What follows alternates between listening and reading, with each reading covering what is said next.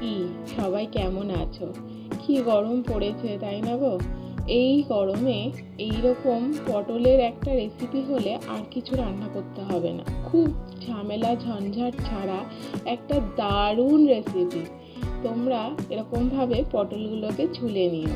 তারপর আমার মতো করেই এরকম পটলের দুধারটা একটু চিড়ে নিও। একটা বাটিতে 1/2 টিস্পুন জিরে, 1/2 টিস্পুন ধনে, হলুদ গুঁড়ো, লঙ্কার গুঁড়ো, জল দিয়ে একটা মিশ্রণ বানিয়ে নিয়েছি।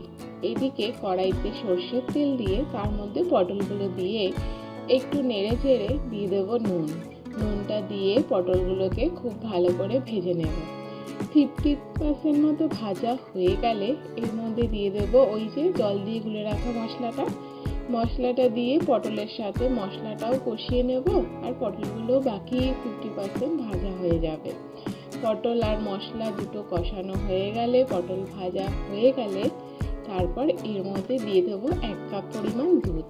আমি এখানে গুঁড়ো দুধ জলে গুলে নিয়েছিলাম। তোমরা যে কোনো দুধ ব্যবহার করতে পারো। এটা কিন্তু এমনি গরুর দুধ কিংবা প্যাকেট দুধ সব রকম দুধেই হবে। আমি গুঁড়ো দুধ গুলে নিয়েছিলাম, আমার কাছে অন্য দুধ অ্যাভেলেবেল ছিল না বলে। দুধটা গুলে দিয়ে দিয়েছি। এইবার এটা ফুটবে বেশ কিছুক্ষণ। দেখো পুরো দুধটা শুকিয়ে গেছে, ক্ষীর মতো দেখতে লাগছে না? এইবার এর মধ্যে 1 চামচ ঘি দিয়ে গরম গরম ভাতের সাথে জমে যাবে। একবার বানিয়ে দেখো কেমন লাগে। বেশ ভালো লাগে, আর কিছু রান্নার প্রয়োজনই পড়বে না। তো আজ এই পর্যন্ত। আবার নতুন রেসিপি, নতুন গল্প নিয়ে হাজির হব তোমাদের কাছে।